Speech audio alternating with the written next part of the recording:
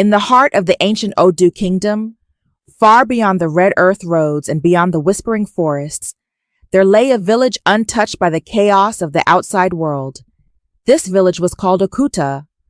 Life in Okuta moved slowly, like the rhythm of an old drum beaten only during sacred festivals. The sun rose over thatched roofs, casting golden rays on the sleepy huts.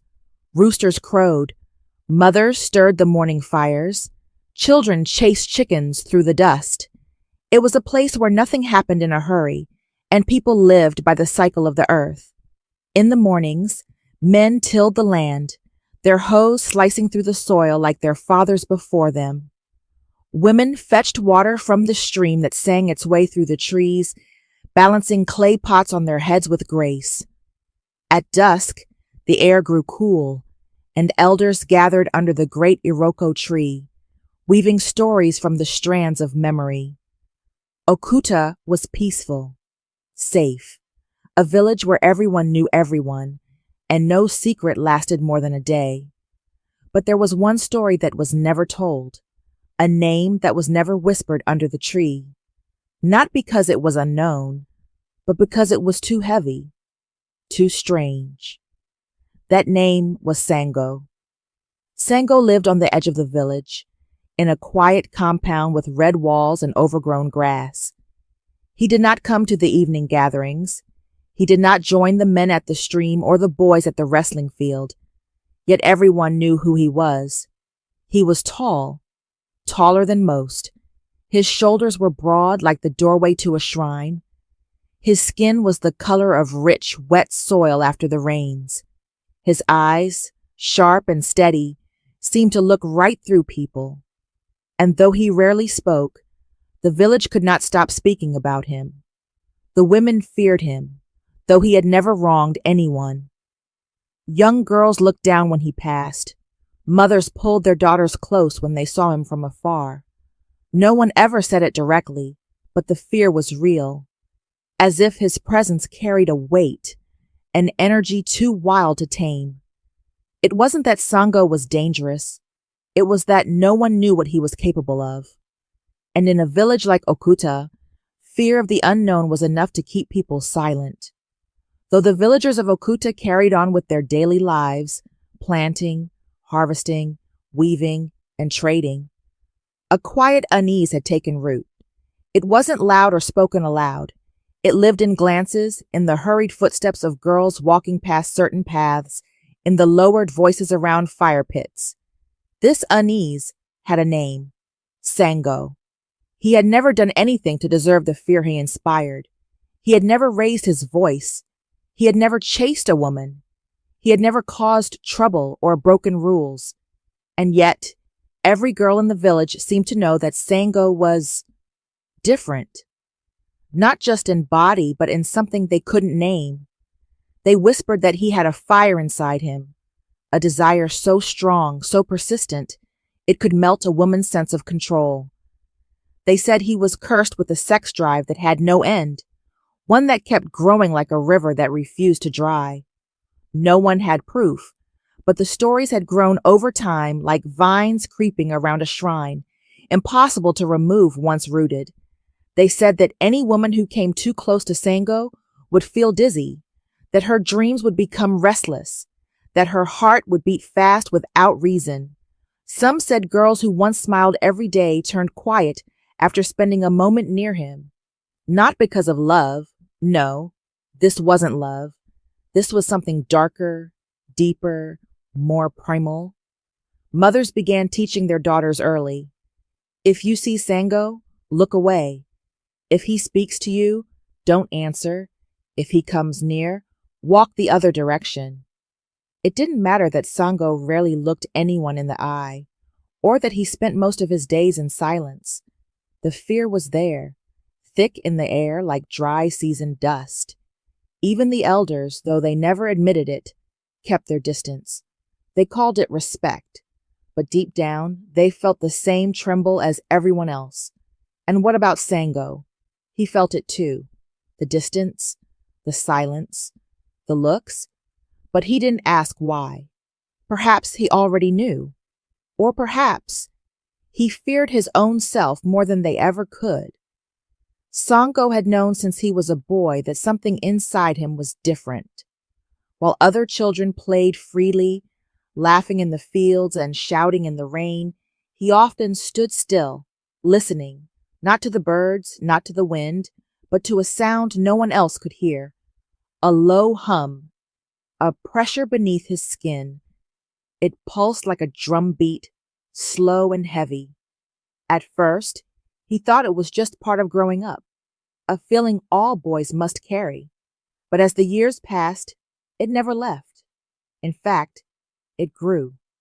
He noticed how his presence affected people, especially girls his age, how they would start to speak, then go quiet, how their hands trembled when they handed him something, how their breath quickened in his company. He did nothing to cause it, but it kept happening. By the time he was a young man, Sango could no longer deny it. His body, his mind, his very presence carried something overwhelming. Not just strength, not just manhood, but a burning hunger he could not name or satisfy, a desire that had no beginning and no end. It wasn't a wish, it wasn't a need, it was a storm that lived inside him. He tried everything to control it. He fasted, sometimes for days. He poured cold water over himself at dawn and prayed in silence. He stayed away from the gatherings, avoided eye contact, spoke only when necessary. But still, the energy followed him like a shadow. The villagers could not see what he battled within. They only saw a man who walked alone, who never married, who never laughed. And so, they filled in the gaps with fear. No one dared to ask him how he felt. No one dared to ask why he lived the way he did. They only whispered. And in their whispers, they cursed him further. Sango bore it all in silence. He had grown used to the distance, but deep within him, he wondered, was this thing inside him truly a part of who he was? Or had he inherited something far older, something that did not belong to him?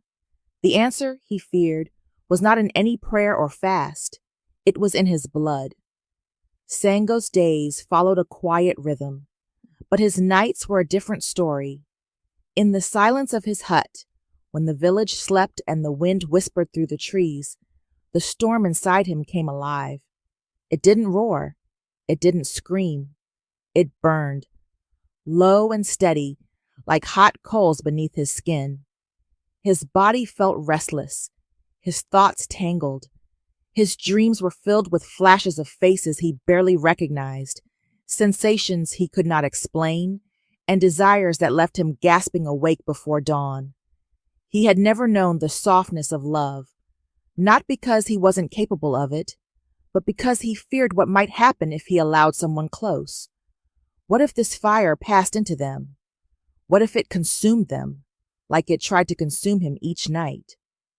Sometimes, he would sit outside beneath the moon, trying to breathe deeply, trying to feel normal. But even the cool night air could not cool what lived inside him. And so, he stayed away. The village noticed, and the stories grew darker. Some said he was a spirit trapped in human form. Others said he had once been cursed by a woman he rejected.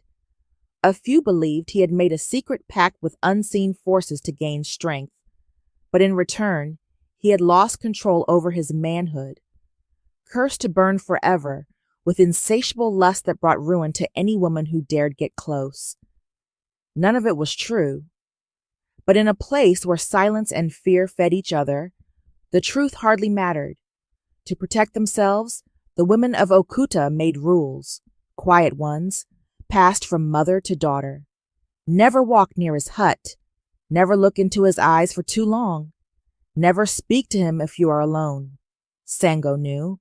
He wasn't blind to their fear. But what could he do? He did not choose this fire. He did not want to be the center of fear. And yet, every path he walked seemed to lead back to the same place. Loneliness. He began to wonder if he would live and die without ever being known, without ever being touched, not by hands. but by understanding. Until one season, the winds changed, and with them came someone who would change everything. Her name was Xena, and no one knew exactly where she came from. She arrived on a quiet morning, just as the sun touched the tops of the trees. She walked barefoot, carrying nothing but a satchel and a small wooden box wrapped in cloth. Her skin was the color of honeyed dusk, and her eyes held the calm of someone who had seen both joy and sorrow in equal measure. She came to stay with the old midwife, Mama Cooley, who lived near the edge of the village. Some said she was a distant niece. Others said she was a wanderer. But Xena never offered answers, and no one pressed her. There was something about her silence that demanded respect. Unlike others, Xena did not fear Sango. The first time she saw him was by the well. He passed by, as he always did, with his eyes cast downward. Most women stepped away, holding their breath. But Xena stood still. She watched him, not like someone watching danger, but like someone watching a bird too long in a cage. Sango felt it. A shift. A pause in the usual rhythm of avoidance. For the first time in many years, someone had looked at him and not turned away. Over the next few days, their paths crossed. Not by accident, not quite by design. Just as wind passes through trees without asking permission. Xena did not chase him. She did not smile unnecessarily, but her presence lingered. She greeted him once, simply, softly, and for reasons he could not understand, her voice stayed in his ears long after she had walked away. The villagers noticed. Whispers returned, not of fear, but of confusion. Why does she speak to him? Does she not know? She will regret it, but Xena was not like them. She listened more than she spoke. She watched more than she moved. And though no one could see it, she had come to Okuda with a purpose. Something had drawn her there, not by fate, not by coincidence, but by knowing. She had heard of the man with the curse, and she had not come to run. She had come to understand what the rest of the village feared too much to face. Xena watched Sango like a healer studies a fever, not with fear, but with patience. She did not ask questions. She did not demand explanations. Instead, she observed.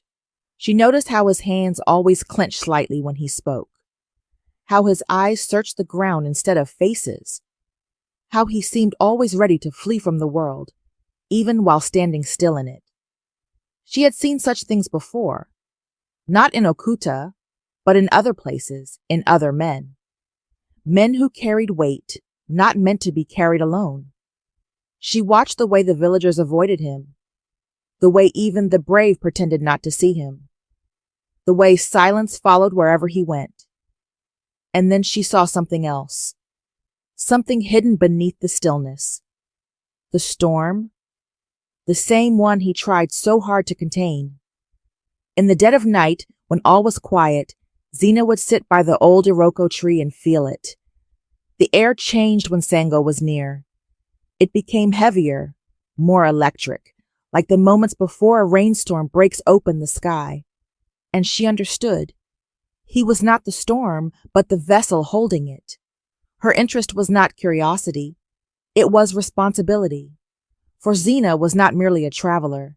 She was a seeker, one who had studied ancient knowledge, who had walked with those who knew the power of the unseen, who had learned to listen not just with her ears, but with her spirit. She began to feel a truth rise in her, a truth that spoke in silence. That Sango was not cursed because of what he felt. He was cursed because he was alone in it. And alone, fire consumes. She began preparing in secret, speaking with Mama Cooley in riddles, walking to the river with her wooden box, sitting long hours beneath the sky. She was not rushing. She was waiting for the right moment, the moment when Sango would be ready to be seen not as a danger, but as a man who had lived too long in fear of his own flame. And when that moment came, Xena would be ready to offer what no one else had, understanding. As days passed, the winds in Okuda began to shift. The air felt different, not in temperature, but in texture, like something ancient had awakened, something waiting to be remembered. Xena felt it first. One evening, beneath the orange glow of a setting sun, she sat beside her wooden box, the same one she carried everywhere. Its surface was carved with symbols no one in Okuta could read, not even the elders. But Xena knew. Each mark told a story, each groove a whisper from the past. That night, she opened the box in secret. Inside was an old calabash gourd, sealed tight with wax and bound in cloth. It was no ordinary object. It had once belonged to a woman known as Oria the Flame-Bearer, a healer from generations past who had walked among cursed men and turned their torment into peace. Xena had inherited not just the gourd, but the knowledge it protected. She now understood what lived inside Sango. It was not simply lust or desire. It was ancestral fire, a spiritual inheritance from men long gone, men whose passions had once been sacred, tied to creation, fertility, and life. But over generations, the balance was lost. What was once divine had become distorted.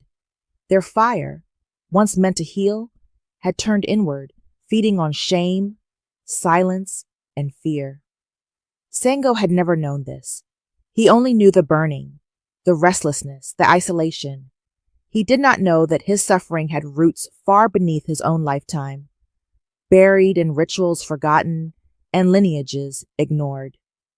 But Xena knew. She had seen it before in other lands, men shackled by the very thing meant to empower them. Not evil men, not dangerous men, just men left without guidance. And now she had found another. She prepared her heart, her tools, and her spirit. For the moment was coming, the moment when Sango would finally face the truth of what he carried, not to destroy it, but to understand it, to reclaim it, to become its master, instead of its prisoner. For what burns within, a man does not have to burn others if he learns how to hold the flame. The night arrived quietly. There were no drums, no dancing, no call to gather. Yet the villagers felt something in their bones. The animals were restless. The wind moved without sound. The stars blinked slower than usual, as if watching.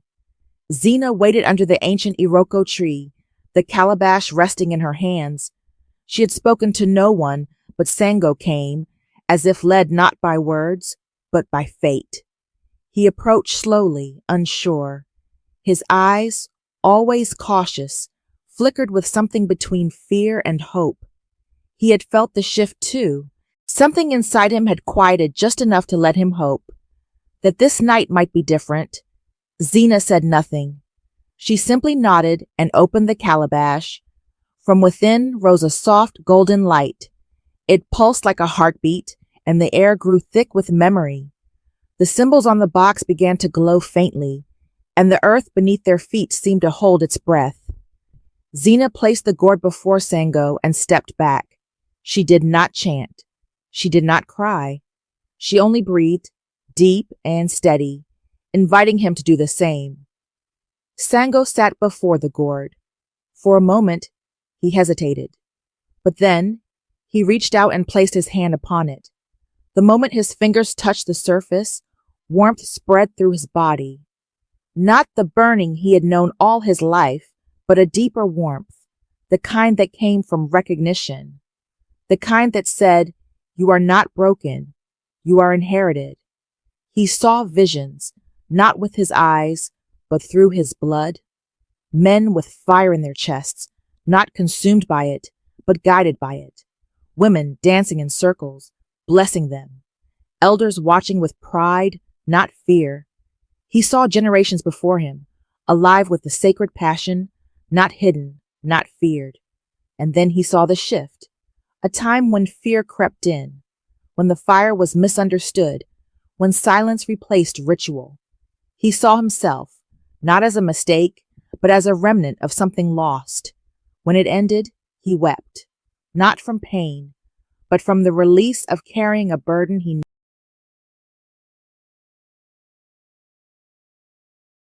Xena closed the calabash, and the night held him like a mother holds her child. Sango was not healed. He was awakened. The days that followed were unlike any Okuda had seen before. The villagers, unaware of what had truly happened under the Iroko tree, noticed changes, small at first, then undeniable. Sango walked with steadier steps. His shoulders, once always tense, now rested with ease. He met the eyes of others when they spoke to him, and for the first time in memory, he smiled. He still kept to himself, but his silence no longer felt heavy. It felt chosen, peaceful, like a river that had finally found its banks. The women noticed first, not because they suddenly fell in love with him, but because they no longer feared him. The air around him had changed. The storm had passed, leaving only warmth in its place. Mothers no longer whispered warnings. Young girls no longer crossed the road. He had not become someone else. He had simply become himself, without the burden of inherited fear. Xena, meanwhile, remained a quiet presence. She did not boast of what had been done. She did not claim credit or power. She only smiled when people asked how long she would stay. "I'll know when it's time," she said simply. And so, life in Okuta continued. But beneath the calm, something had shifted. Not just in Sango, but in the village itself. Fear had given way to understanding. The people began to realize that sometimes what they fear the most is simply what they do not understand. Sango still carried his passion. His fire had not died, but now it burned with purpose, not destruction. It warmed him instead of consuming him. He had learned to hold his flame, not snuff it out, not hide it, but honor it. And through that journey, the village learned a lesson too. The lesson that power, when untaught, becomes a curse, but power, when understood, becomes a gift. They watched Sango with new eyes, not as a warning, but as a reminder of what healing could look like. Years passed, and the story of Sango became something else entirely. No longer was it the tale of a dangerous man with wild desires. No longer a story told in fearful whispers behind closed doors. It became a lesson, passed from lips to ears like all great stories in Okuta.